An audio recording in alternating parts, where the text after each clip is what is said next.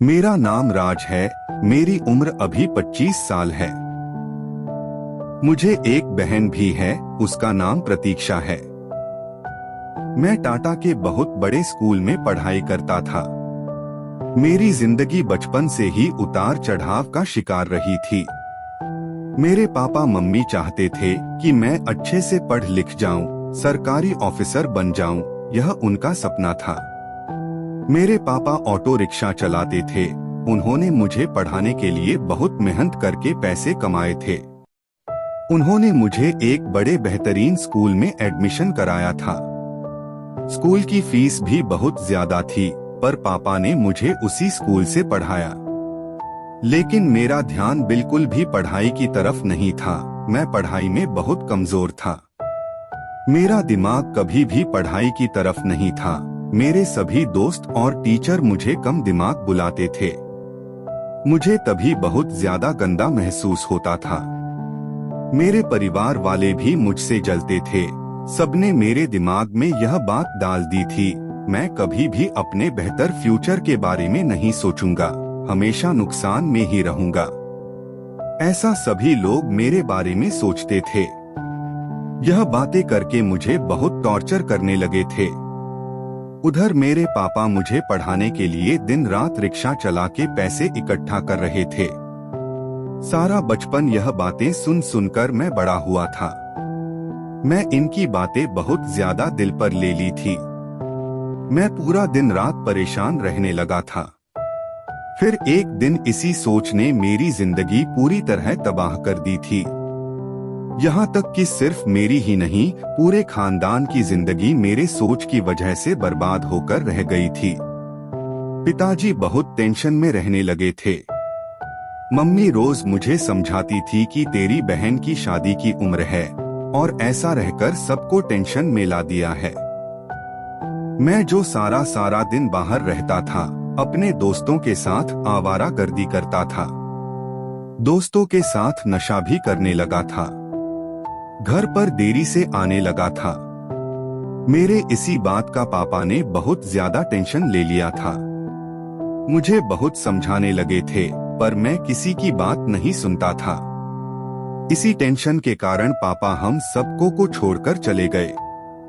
मैं खुद को बहुत दोष दे रहा था, पापा मेरे वजह से चले गए। फिर मुझ पर पापा के जाने के बाद एकदम से परिवार की जिम्मेदारी बढ़ गई थी। सबसे बड़ा मैं ही था। बहन की शादी भी करनी थी। अब मुझे दाल आटे के भाव पता लगे तो मालूम हुआ था कि यह जिंदगी इतनी भी आसान नहीं जितनी पापा के होते हुए मुझे लग रही थी। जब भी मैं दोस्तों के साथ फालतू वक्त बिताने जाता था तो ऐसा लगता था कि मेरे पास बहुत कुछ है। अब बाहर दोस्तों के साथ जाने की बिल्कुल भी मन नहीं होता। सुबह मैं उठता तो नहाने को आयता पानी मिलता था, कपड़े इस्त्री हुए मिलते थे। मेरे ज्यादा से ज्यादा काम पापा ही कर देते थे। इसी तरह मेरा दिन गुजरता था।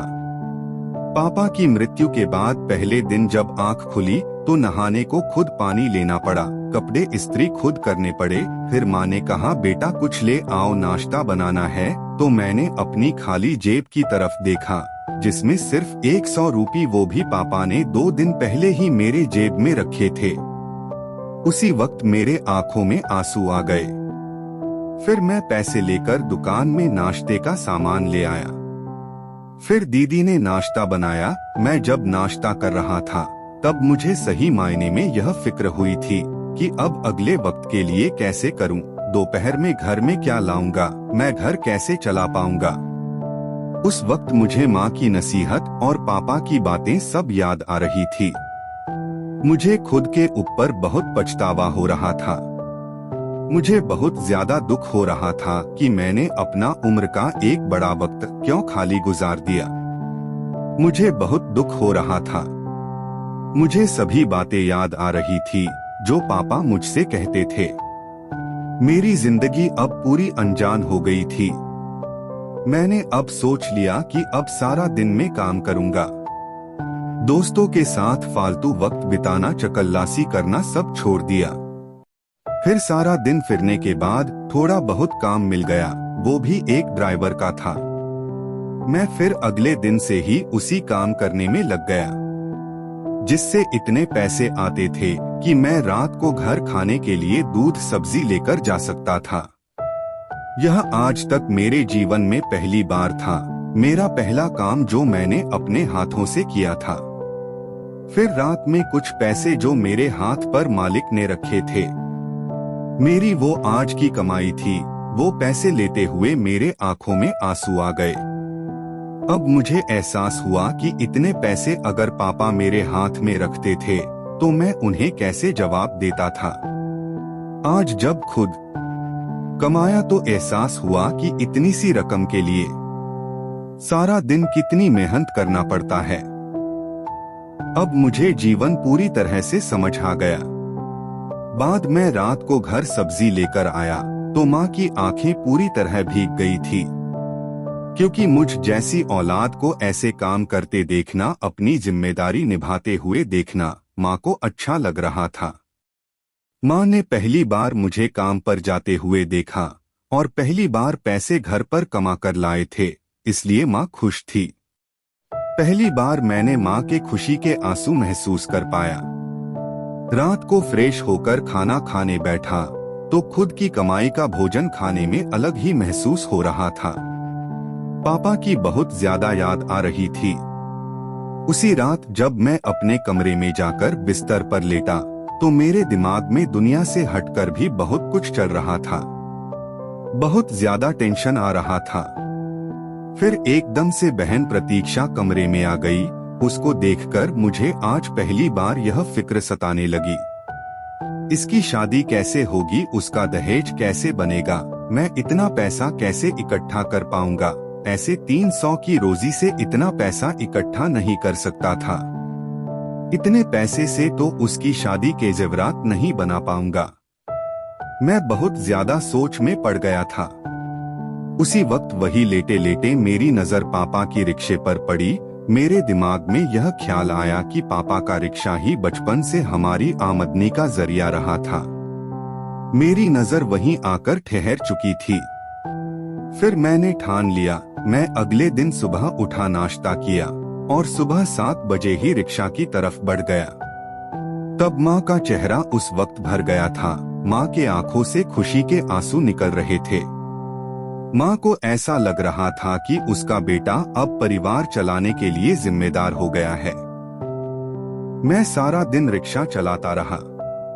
मुझे रास्ते में थोड़ी दिक्कत भी आ जाती थी, इसलिए मुझे रास्ते का भी कुछ पता नहीं था। लोगों से पूछते पूछते आखिर कुछ दिन में रास्ता याद होने लगा था। अब मुझे पता चला कि सारा दिन सड़कों पर मारा मार फिरना आसान नहीं होता है। पहले दिन मैंने अच्छी खासी कमाई कर ली। अब मुझे मेरी बहना की शादी धूमधाम से करनी है, तो मैं आज से रोज रिक्शा चलाऊंगा। मुझे अब लगने लगा था कि मेरा मसला हल हो चुका है।